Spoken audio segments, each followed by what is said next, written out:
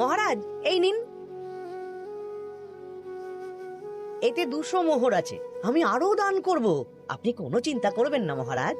বাহ বাহ বাহ বাহ, এ তো বিশাল ব্যাপার। আমি জীবনে অনেক পাপ করেছি, তাই এখন দান করে একটু যদি পুণ্য লাভ হয় সেটাই আশা। বেশ বেশ পণ্ডিত, তুমি আর রাজবৈদ্য তাহলে পুজোর দশকর্মা দ্রব্যাদি কেনাকাটা শুরু করো। এখন ধারে নিয়ে আসবে, পুজোর পরে সব শোধ করে দেওয়া হবে। আচ্ছা মহারাজ, ঠিক আছে। তাহলে আজকে আমি আর পণ্ডিত মশাই দুজনে বাজারের দিকে যাব, আর সব দশকর্মার দ্রব্যাদি কিনে নিয়ে আসবো। হ্যাঁ হ্যাঁ, তাই কর।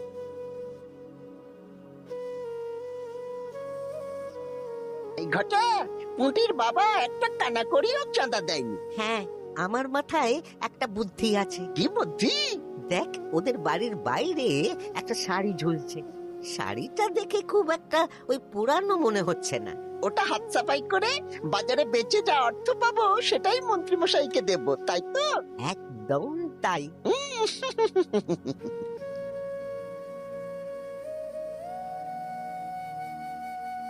হাই বুটি, দেখ তোদের বাড়ি থেকে বটা ঘটা কাকা শাড়ি চুরি করছে। হ্যাঁ তাই তো, ডাবলা। ওরে বাবা রে, মরে গেলাম রে, ওরে মরে গেলাম। পালাও পালাও পালাও, উড়ুনি বাবা। এই কি হয়েছে রে, চিৎকার করছিস কেন? আর বটা ওভাবে পালালো কেন? এই বটা ঘটা কাকা ওই বুটির মায়ের শাড়ি চুরি করে পালাচ্ছিল, আমরা ধরে ফেলেছি। সাব্বাস, এই তো চাই। তার মানে মন্ত্রী মশাই এখন দান করার জন্য চুরিও করাচ্ছে। বাহ, কি ভাবছো গোপাল দাদা? না কিছু না। আচ্ছা পুটির বাবা, তোমাদের বাড়ি মন্ত্রী মশাই চাঁদা তুলতে আসেননি? এসেছিলেন তো, কিন্তু আমি বলে দিয়েছি আমি পারবো না। নিজেদের বীজ ধান কেনার অর্থ নেই, চাঁদা দেবো কি করে? আচ্ছা, এই ব্যাপার, এবার বুঝতে পেরেছি। অনেক ভয় দেখালেন, চমকালেন, কিন্তু কিচ্ছু দিইনি। তাই বটা ঘটা চুরি করতে এসেছি, বুঝেছি। বেশ, এই সাবধানে থেকো। কিভাবে যে সংসার চালাবো? শোনো পুটির বাবা, তুমি এক কাজ করো। বলো। জঙ্গলে অনেক ধুত্র গাছ, আকন্দ গাছ আছে। তুমি পুজোর দিন সকাল থেকে মন্দিরের কাছে একটা ফুল মালা বেলপাতার দোকান দাও। এটা ভালো বুদ্ধি দিয়েছো। আমি তো এখন মন্দির প্রাঙ্গণ সাফ সাফাই করতে যাচ্ছি, আমি বরং কাজের ফাঁকে তোমার জন্য একটা ছাউনি দিয়ে মন্দিরের কাছে দোকান বানিয়ে দেব। তাহলে তো খুবই ভালো হয়। এই পুটি, তোরাও আমার সাথে চল, হাতে হাতে সাহায্য করবি। চল চল চল। চলো গোপাল দাদু।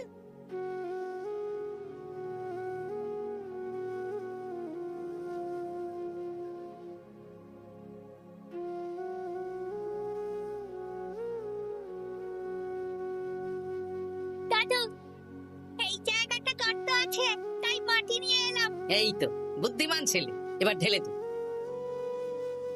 ব্যাস, এখানটা এবার ঠিক হয়ে গেল। দেখি এবার মন্দিরের পিছনের দিকটা একটু পরিষ্কার করে দিই।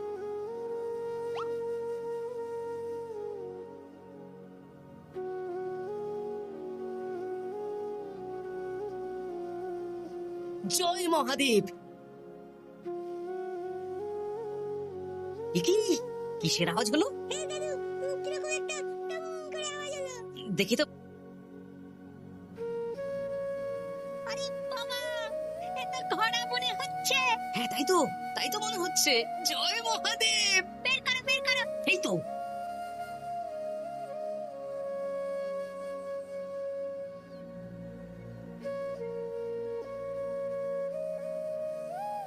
ও দাদু, এ তো সোনার মোহর। জয় মহাদেব, তুমি সত্যি আছো প্রভু, তুমি সত্যি আছো। একে দাদু, তুমি কাঁদছো কেন? সবই মহাদেবের কৃপা।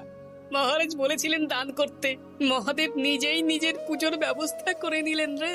হ্যাঁ, তাই তো দেখছি দাদু। তবে শোন, এই কথাটা কাউকে বলিস না। আচ্ছা গোপাল দাদু, আমরা কাউকে বলবো না।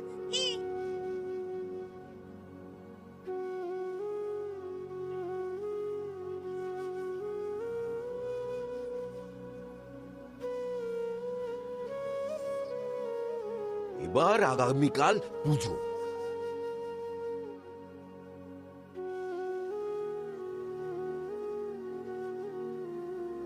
জয় শিব শম্ভু, হর হর মহাদেব।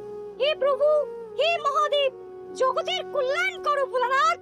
জয় শিব শম্ভু। জয় জয় শিব শম্ভু, জয় শিব শম্ভু। বাবা দেখো বাবা, বাহ বাহ বাহ বাহ। এই তো সব ভালোই হচ্ছে। ভালো তো হবেই মহারাজ, আমি যা দান করেছি পুজো পাঠ এবারে ধুমধাম করে হবে। দান করে অত অহংকার করতে নেই মন্ত্রী। এক হাতে দান করলে আরেক হাতকে জানাতে নেই, বুঝলে? বুঝেছি মহারাজ।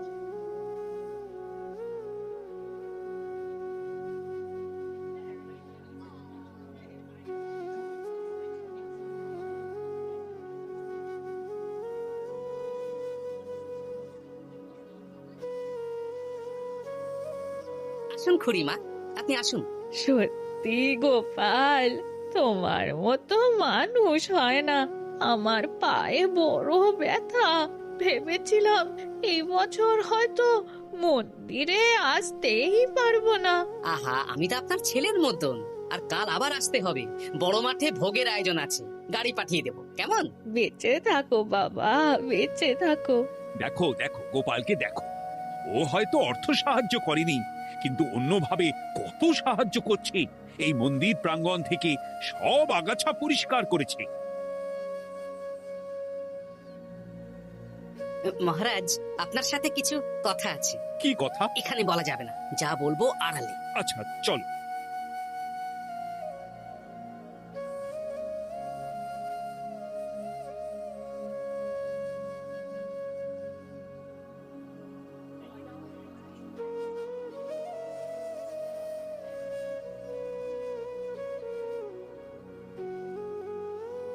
আজ সান্ধ্য সভায় সবাইকে আমি ডাকলাম, তার একটাই কারণ। কি কারণ মহারাজ? কি বলবেন আজ? গতকাল শিবরাত্রির পুজো আর আজ বেলার পুজোর ভোগ গ্রহণ পর্ব বেশ ভালোভাবেই সুসম্পন্ন হলো। এতে আমি খুব খুশি ও শান্তি পেয়েছি। তাই মহারাজ আমাকে সম্মান প্রদান করবেন, তাই তো? আমার মনে হয় আমি সবচেয়ে বেশি দান করেছি। না, তুমি তো কোনো নিঃস্বার্থ দানই করনি। মানে আমি যে কত মোহর দিলাম। ওগুলো তো লোকজনকে ভয় দেখিয়ে দানের নামে চাঁদা তুলে দিয়েছো। এই সেরেছে। সব জেনে গেছেন? হ্যাঁ, সেই জন্য সম্মান নয়, তোমাকে শাস্তি দেওয়া হবে। ওরে বাবা রে, ভুল হয়ে গেছে, ভুল হয়ে গেছে। ক্ষমা করুন মহারাজ, ক্ষমা করুন। এসব ক্ষমার অযোগ্য ভুল। যাই হোক, মহাদেবের কৃপায় মহাদেবের পুজো হয়েছে। তুমি যে অর্থ লোকজনের কাছ থেকে তুলেছিলে সেটা লোকজনের মধ্যেই বিলিয়ে দেওয়া হবে। তাহলে পুজোয় যা খরচ হলো তার বকেয়া কিভাবে মেটাবেন? সেটার ব্যবস্থা তো স্বয়ং মহাদেব করেছেন মন্ত্রী মশাই। মহাদেব কিভাবে? আমি একদিন বিকেল বেলা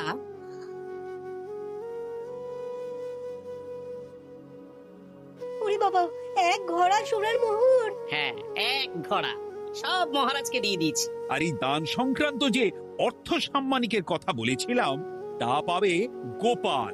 ধন্যবাদ মহারাজ। তবে মন্ত্রী মশাই যে অর্থ লোকজনের কাছ থেকে বলপূর্বক তুলেছেন সেটা দিয়ে গরিব চাষি ভাইদের বীজ কেনার অর্থ দান করা হবে। আর মহাদেবের কৃপায় যে এক ঘোড়া মোহর পাওয়া গেছে তা দিয়ে বকেয়া মেটানো হবে। সাবাস গোপাল, সাবাস। এই না হলে আমার গোপাল। সাধু সাধু! আর মন্ত্রী মশাইকে কি করা হবে? ওকে কাল শাস্তি দেওয়া হবে।